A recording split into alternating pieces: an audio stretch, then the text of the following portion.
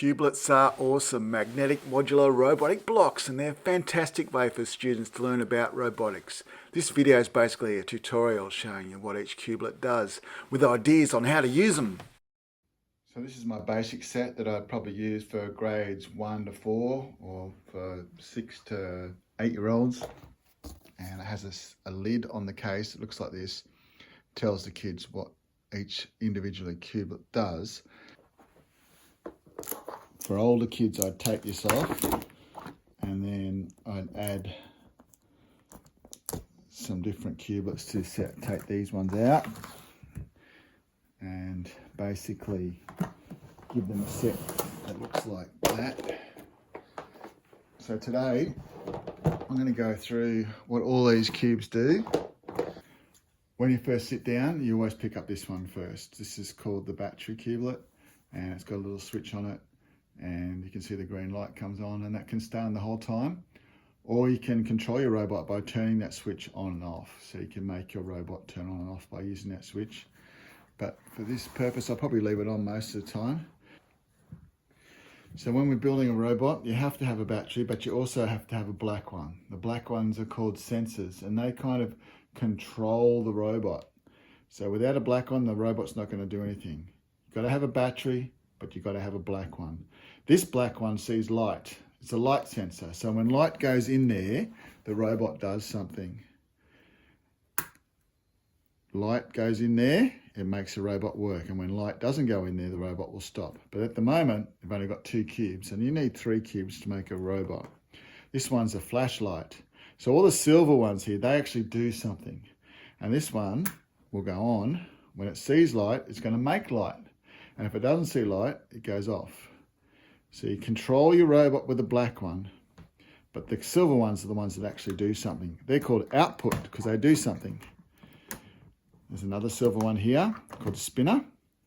So when the robot sees light, it'll spin around.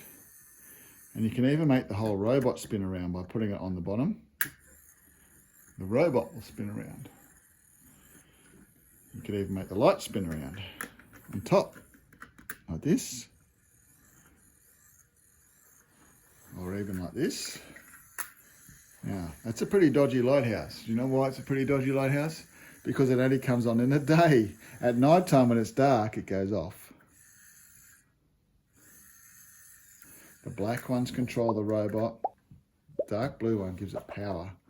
And these are the ones that do something. But there's different black ones. I showed you the light sensor. Well, there's also one called the distance sensor. This one sees things that are at a close distance to it. And the closer the distance, the more power there is. It's actually called an ultrasonic sensor because what happens is a tiny little sound comes out of here, a sound so high we can't even hear it. And then it bounces off something and then goes back in the other eye. And the quicker it does that, then it knows the closer something is. So if we put these on here, and we add something like the light, then the closer my hand is, the more light there is. If I add wheels to this robot, then the closer my hand is, the more it moves, the faster it moves. Take my hand away, it stops. So you can control things with your hands if your hand's nice and close to the distance sensor. It's a bit like, use the force, Luke. Use the force. You could even make a little pet, couldn't you? You could turn the wheels around like this, and you can make it like a little pet. You could say, come here, little pet. Come here, come on, come here, come here. Or you could turn the wheels around and make it like a naughty pet. Come here.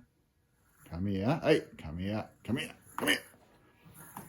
Yeah, so the distance sensor sees things at a close distance. There's even a noisy one. It's called the speaker. I just call it the noisy one because the closer your hand is, the noisier it is. You can even see with the graph. This is called a graph. Show you how close your hand is. But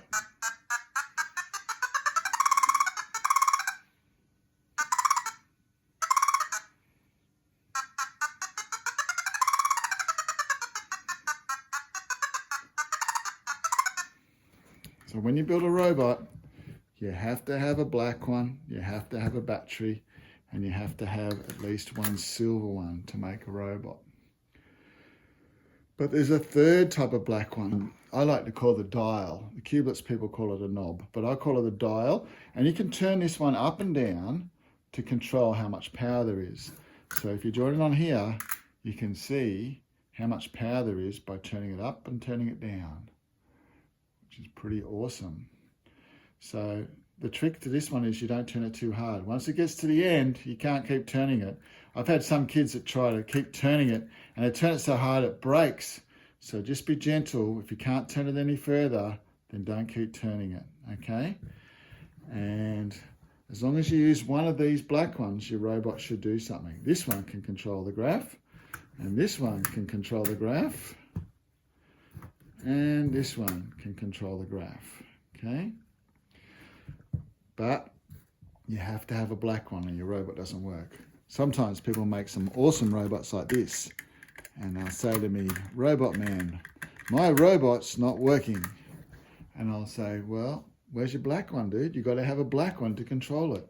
So this one sees light. If you want to make it go by itself, you can just add this one. Okay? If you want to control it with your hand, use the eyes, the distance sensor. Okay? Or if you want to control it gradually, you can use this one. You can make it go slow, fast, faster. Okay? But you gotta have a black one. You gotta have a black one or it doesn't work. Okay, you gotta have an input. So there's one more black one I haven't shown you yet. This last black one is called a temperature sensor. And this one needs to get warm to make it work. So when you first join it on, it might not do much if it's a pretty cold day. In my house today, it's a little bit cold, so it's not doing much. But if I want it to do something, I need to get that to be warmer. And what you can do is just blow on it. And it becomes warmer. Yeah, it's kind of fun to make a car that you control with your mouth like that. But yeah, it wasn't a very popular Cubelet during COVID, but now I can use it again. It's not a very useful one. It's kind of interesting and fun to use a little bit, but I think most kids prefer to use these other three. So that's called a temperature sensor, and there's one of them in most kits. Now there's some coloured ones like this one. These are called passive cubelets because they don't really do much. They're just like building blocks. They help your robot to be stronger and bigger and maybe prettier, I don't know. But sometimes I've used them in particular when I've got like a car fall over all the time. You can put a green one on and it stops it from falling over. Okay, so sometimes I use them for that sort of thing. But sometimes you just want extra blocks and they might not do much, but you just might want it to spin around or something like this. You might want to make something with arms, or they can be the arms. It's a pretty cool little robot. And the green ones are just building blocks, okay? So they don't do much, but the red ones are really interesting. The red ones make the black ones do the opposite. So, for example, you know how we've got the distance sensor and we've got maybe the graph, okay? Now this one doesn't work until your hand's close. And the closer your hand is, the more power there is, okay? But if you use the red one, then the closer your hand is, the less power there is. The red one makes the black one do the opposite. So it makes the light sensor doesn't work very well in the day now. It only works when it's dark. So the red one makes this one do the opposite. And even with this one. Now when I turn it up, it goes off. And when I turn it down, it goes up. So the red one makes the black one do the opposite. The blockers are interesting. These are green. These dark greens are called blockers. And they're a bit like having a brick wall between sensors, in the sense that I can make a robot on this side and this sensor controls this side, and if I have a sensor on this side, then this sensor controls this side. They don't interfere with each other, okay? So if I put a set of wheels on here and another set of wheels on here, then this sensor controls this set of wheels and this sensor would control this set of wheels. Need a battery.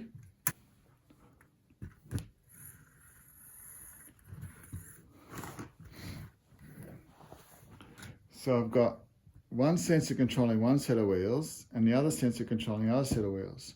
And I know they're going to go the same way because this little flashing light's in the same spot. So if I wanted to go straight, I'd put my hand on both sensors.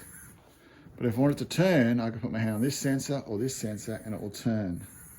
Straight is both. And then turn or turn. Okay? So the blocker is like a wall between the two sensors. If the blocker wasn't there, then each sensor would control both wheels. Okay? So blockers are cool, but they can confuse kids. If your robot's not working, it might be because you're using a blocker. The power can still go through a blocker. Okay, so even if the battery's on one side of the blocker, then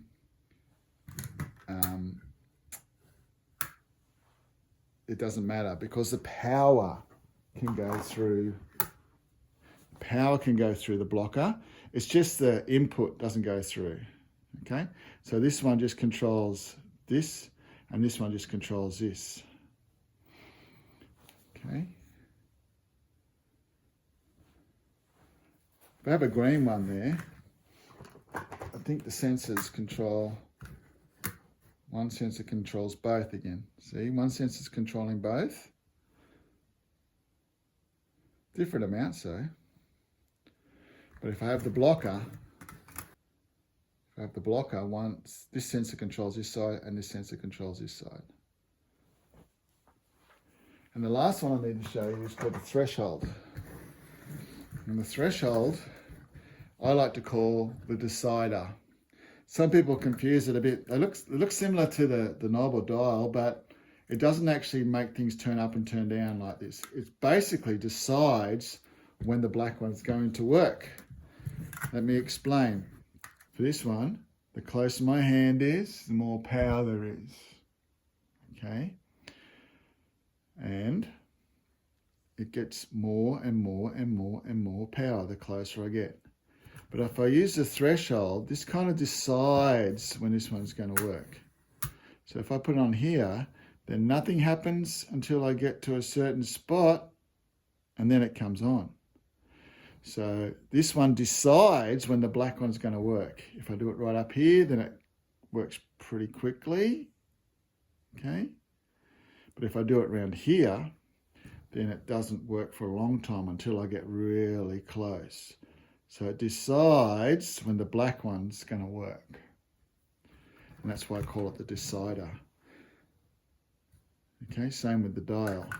I can turn the dial all the way up and nothing happens, nothing happens, nothing happens, nothing happens, nothing happens until I get to the end and it works. Okay, so this one decides when this one's going to work. So originally I made some cars like this. The kids would gather these cubelets and then try and build what's in the photo. Okay, but sometimes I'd run competitions where I'd have a pile like this near the kids, and I'd say ready, set, go, and they try and build that what's in that picture. And when they build it, they show it to me and say, Robot Man, I've made it. And I go, yes, you can get the next card. And they would get the next card. Or I'd say, hang on, no, it's going the wrong way. It's supposed to go that way. You've got to go on the other way. You have to fix it. Okay, so I made those cards originally for that sort of competition. And then after a while, I would give the kids the cards and say, you can build some things off here if you want to. But I had numbers on them, but I've decided to take the numbers off them because I didn't want them to think that they had to build them in a particular order. But what I've done is I've made a PDF with all my cards. I've even got more cards than that. I've got 32 cards with photos like this in the PDF. And there's also 32 cards that look a bit like these old ones. Okay, I used to do the same sorts of challenge with these. Okay, make this one. You've got to make a robot that follows your hand. It needs to look like this. Now, since I've got rid of the numbers and the points here because I didn't think they were necessary, but on my new cards, I've got just pictures like this. Make a robot that moves in circles that needs to look like this. And I don't tell them which cubelets to use. They have to work out which cubelets to use. And there's often lots of solutions to one card. Okay, so there's ones that make a robot that stops when it senses the edge of a table or board. So it drives along and it stops when it gets to the edge. That's pretty tricky, isn't it? Anyway, so these cards are now for sale in my merch store. So if you look at the bottom of this video, you'll see my merch store, and you can buy a PDF from me and print out your own cards. And you can print out as many as you like for your classroom or for your school. I would like you to keep them within your school though. Don't just share them with everyone on the planet, because otherwise all that effort I put into them is pretty pointless. So can you please try and just keep them to yourself? You can print as many copies as you need for your own use in your own school. And there's 64 puzzles. So there's 32 ones with photos, and there's 32 cards with the pink blocks only, and they don't tell them which cubes to use. Most of the cards can be solved by using just these cubelets, the simple set. Okay, nearly all the cards except for about 8 of the pink ones. 8 of the pink ones need to use things like thresholds and particularly opposite inverters like these ones. One of the cool things about my cards is you could just put them in a booklet. So you could just have them in a folder like this, and the kids could try and solve some of these puzzles by using the booklet. Okay. So that's what I use them for now. Mainly I just say, try and build something cool, and if you can't come up with some ideas, have a look in the booklet and copy some of these. So find these cubes and try and build what's in the picture. And they're pretty awesome things to build. And in the back of this booklet, I've got all the pink ones. Okay. And my cubelets are divided into set A and B, but I've taken these off the cards that are for sale, so you don't need to see those. So I've got kit A at the front, and the kids can use kit A or kit B to build all these. Okay, and there's just some at the back that they need for kit A only, like these ones. Okay, this one's got a temperature sensor, so it needs to cool down, and it beeps less when it cools down, stuff like that. So a few cards, 8 cards are with all the cubelets, but most of the cards only require the most basic set, which is my set B. You might have all these. I didn't talk about these yet, did I? Now, in most sets, these 2 cubelets here are called maximum and minimum cubelets. Okay, it's called the maximum. This one's called the minimum. If you've got 2 sensors on there, it'll decide which one's got the most input. In other words, in this case, which hand's the closest, and it'll output whichever one has the most input. Okay, so I didn't find them that useful. This one's called a minimum. So this one, whichever one has the least amount of input, the robot will do whatever the least one has. So I just connected these to my iPad using Bluetooth, and then I changed them. I swapped their personalities so they weren't maximum minimum, they're actually passive. So these 3 all do the same thing now, which is basically nothing. They just, the message can go, the input can go through them and the power can go through them, but they don't do anything. I actually technically call them building blocks. So I don't use them in probably the way they're designed. If you know how they're used in a better way than I've explained, can you put it in the comments? That would be awesome. And another cool thing you can do with these is you can add Lego to them. So there's Lego blocks which are compatible with Lego, and you can add them to the robots because they've got magnets on one side and Lego on the other, and there you can add people to them and stuff, and add blocks. And there's 2 types. There's ones that look like this with the bumps, which are good for building things on top of. But there's also ones that have got a little bit like holes in them like this. And they're handy if you want to do something like add extra wheels to your robot and put things underneath, okay? So then you can add wheels or whatever, okay? But you need to put other wheels on there to make it go, don't you? But they're pretty cool, okay? So there's lots of options to add Lego. I have a tub like this full of Lego the kids can select bits from and add to their robot. Yeehaw! That's a little robot, and it's cool, isn't it? Even this is cool, I reckon. Woohoo! Yeehaw! Or you can put a spinner on a spinner and make it spin really fast. Woohoo! Look how fast that's spinning. So little robots are cool. I don't really like it when people build big robots because sometimes they're too heavy and they don't move very well because the wheels can't spin very well. So if you build really big robots, it can damage the cubelets. Hard to control if you've got lots of black ones. It's better just to have one or two black ones. Then you can control robots really easily. Okay. If you like this video, it'd be great if you could hit like and leave a comment, and check out my other cubelets video here on how to fix cubelets.